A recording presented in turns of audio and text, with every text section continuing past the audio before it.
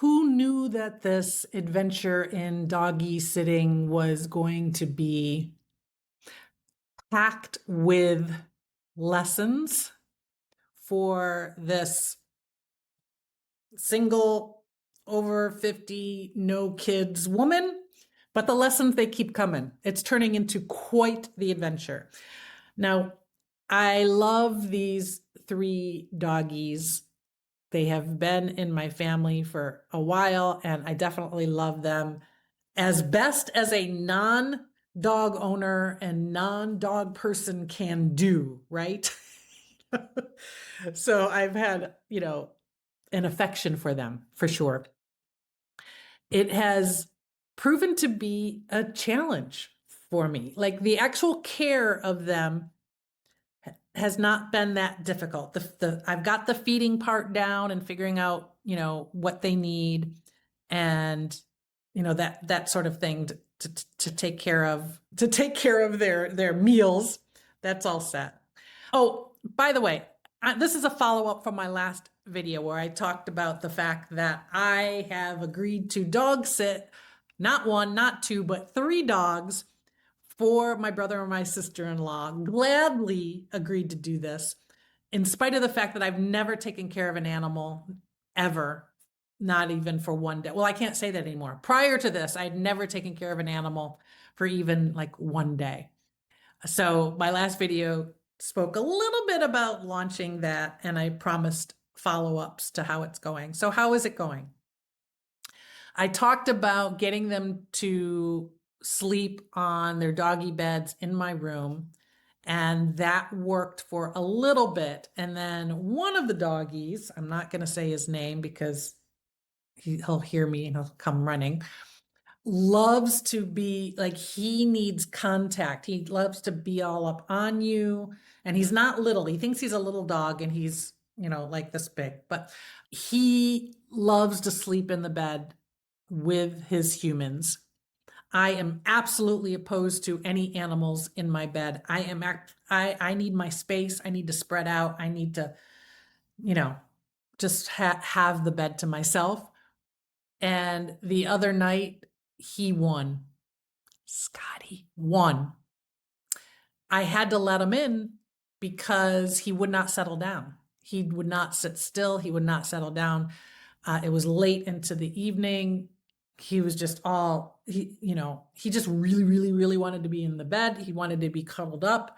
That was the only way that he was going to relax. So I had to let that happen. And he's gotten up in the middle of the night a couple of nights for me to let him out into the yard. And apparently that's not completely unusual behavior for him. I do think that he's starting to be a little stressed and anxious about his family being away. And in fact, I think they're all starting to feel the absence of their family. So, because I just noticed that their behavior seems to be changing a little bit. They're much less active during the day, and then it's harder in the evenings. They're not sleeping very well. I'm not sleeping very well at all. I get like a couple of hours of sleep. They want to get up at the butt crack of dawn, even though as I try to like have their dinner a little bit later so that their breakfast isn't too early. But just getting on any kind of a routine that allows me space and time to rest and sleep is not working. Tried to take a nap yesterday and shut the door in my room, and Scotty just was like scratching on the door, wanting to get in. Now, mind you, I stay here a lot of the time when the family's here. And when I go to my room and I close the door, as far as they're concerned, I no longer exist, and it's never been an issue, and I've always had my space. But now, all of a sudden, it is an issue. They want to be near me at all times as I move around the house. Surprisingly, even the eldest dog, the eldest usually goes off and does her own thing, but she's been kind of like lingering around me as well a lot, which is why I think that they're just feeling a little discombobulated with their family being gone. So I feel for them with that. And things were going well with letting them outside to like roam the backyard. My nephew's friend has come by a couple times to take them for longer, a little more active walks in the neighborhood. So that was helpful. And it was funny because as I was letting them out into the yard to enjoy and roam free, I had a guilty mom moment where because I was doing that sometimes just to have a little peace, to be able to make a phone call, to be able to eat a meal without anybody like in the way. And so I was like, let them outside. And I had flashbacks to being a child and like my mother, nothing against my mom, love her, but it was a different time, a different generation, a different approach to parenting. She would lock the back door. Like she would have us kids go, me and my brother go play outside. And even though I was very much a homebody, I would prefer to like sit in my room and read books all day. She wanted us to get outside. She would push us to go outside, but she would lock the door. I don't know for how long. I suspect, thinking back, like with an adult lens, she was probably trying to get something done, or maybe like take a shower or make a meal or whatever, which, I can can kind of relate to with these puppies, but not really. But I just remember her locking the door on us and then we wouldn't be able to come back in. And I remember banging on the door to come back in sometimes. And I guess that was like a form of trauma. And so one of the days when I was like closing the sliding door and letting them do their thing, I had a moment of guilt. I was like, oh my God, I feel terrible that, that I'm doing this. Well, that guilt must have taken on some energy of some sort because yesterday I had a knock at the front door. Somebody rang the front doorbell and I didn't answer it because as a single woman, I never answer my front door if I'm not specifically expecting someone and know exactly who it is. I just don't. But they came back a couple hours later and I answered the door and it was the neighbor, the next door neighbor, who informed me that there was a hole in the fence. And first of all, she didn't know, she thought I was the homeowner. I told her I was a guest in the home, but she said there's a hole in the fence in the corner where it's adjacent to her fence, our fence, her yard, our yard, whatever. And that the dogs were getting in. And she told me that she has a contractor working on her house and she was just going to have the contractor fix the fence if I was okay with that and splitting the cost and everything. Obviously, I don't have the authority to do that. I would have to reach out to my brother, my sister-in-law, but anyway, it wasn't just a hole in the fence. It's a whole huge thing of the fence. And it was a big, huge tree from our yard that fell and broke the fence. And apparently she told my sister-in-law it happened as a result of the thunderstorms. The thunderstorms were like 3 nights ago. So that big whole section of the fence, now it's way back in the corner. I went and looked at it from here. You can't see it from the deck. You can't even see it when you walk back into the yard. I was sitting like in the fire pit circle and like in the middle of the yard. You still can't see it. You kind of have to really go back there to see it. But this isn't just a hole. This is a whole missing section of the fence. Long story short, I no longer have a fenced in yard that I can easily let them go roam and play in. And which really, now, okay, I'm grateful that with that tree falling, that there was no damage to any homes. Nobody got hurt. No dogs got out. I guess they got into their yard, but they didn't. They came back, and nothing horribly tragic happened. I'm deeply, deeply grateful for that. But it is making this experience a bit more high maintenance than I had hoped for, planned for. So I tried taking them out in the backyard on their leashes. They don't like that because obviously to them leash means leave, right? So they kept trying to take me over to the gate, and then they wouldn't leave the gate. They wanted to leave. If we're going to go on leashes, we're going to leave.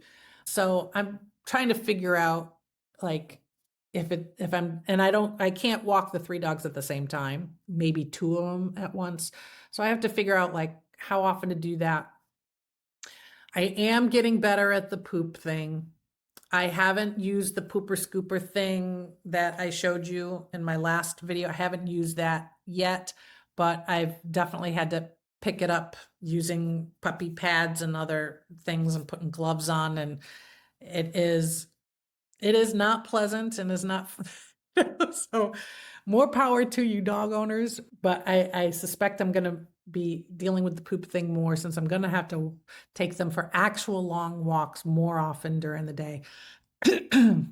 And I don't know what I'm going to do in the middle of the night when Scotty wants to go out. I mean, last night I couldn't do, I just had to ignore it. And he was like really upset. So I think he's probably going to start trying to go in the house and using the puppy pad or something. And I don't want that. He's too big of a dog for that. Anyway, so lots of hurdles, lots of challenges. Here's one of the things that has been occurring to me through all of this. Because what is difficult, what I'm finding as being the most draining for me in doing this, is not the actual work. It's not the actual activity of what I have to do. It is the disruption of sleep. That's been hard. So that may be affecting things. But it's more the mental energy that is spent thinking about it all day and figuring it out all day and worrying about them all day. I still don't feel that comfortable, like, leaving for really long periods of time. I know that they're totally okay. When the family's here, they go away for, like, as long as they're back before dinner or whatever, they do it. But, I haven't quite gotten to that. So it's more like that mental thing. And it just has me thinking about what I hear from so many women, primarily moms, but even women who aren't moms, but are caregivers in a variety of different ways. So it's caregivers, just the mental load of doing that. And nobody really sees it or understands it or really appreciates it. And I've seen it play out in a lot of houses, in a lot of families. It's just like, this additional invisible weight that a woman is carrying, knowing all the things that she needs to make sure are happening for, all the beings around her. I've literally just gotten like a tiny, tiny, tiny little itsy bitsy smidge of a taste of that this past week. And it's been enough to, like, open my eyes, even like looking at my own parents and seeing the additional invisible responsibility that my mom takes on in the house and as part of the couple and part of the family, her responsibility, like, just the things that she just naturally does that people don't necessarily take note of or think is that big of a deal. So I have much greater appreciation and empathy and a little bit of understanding for women who are carrying it all. You helped open my eyes. A lot of the comments that I've gotten on my videos about pretirement and my videos about burnout and overwhelm and having too much on your plate. And I'm understanding how a lot of what is on your plate is not a tangible thing. It's the mental energy that is difficult, that can be difficult. So I'm seeing that, and we need to talk about it more. I know some people do talk about it. We need to talk about it more. We need to help those who don't carry that weight understand it a little better and figure out what it takes to help alleviate it. I'm not sure what it takes, especially if we are ingrained with don't ask for help and suck it up and make it happen. And this is just what we do. This is just what a caregiver does. This is just what a mom does. This is just what a woman does. So I'm not sure what the answer is there. Didn't necessarily mean to go in that direction today with this conversation, but all of this stuff is swirling around in my head just as a result of this doggy sitting adventure. Whew, who knew? My name is Amy Palmer. I am your Gen X big sister. Please remember to like and subscribe and share this with your friends. I don't normally talk about doggy sitting. I normally talk about pretirement. And if you're new here, pretirement is the last 10 to 15 years-ish before retirement, and how to build a happy, fulfilled, joyful life now. So that's what we normally talk about. And I'll get back to talking about that soon. But this is Amy. I'm signing out.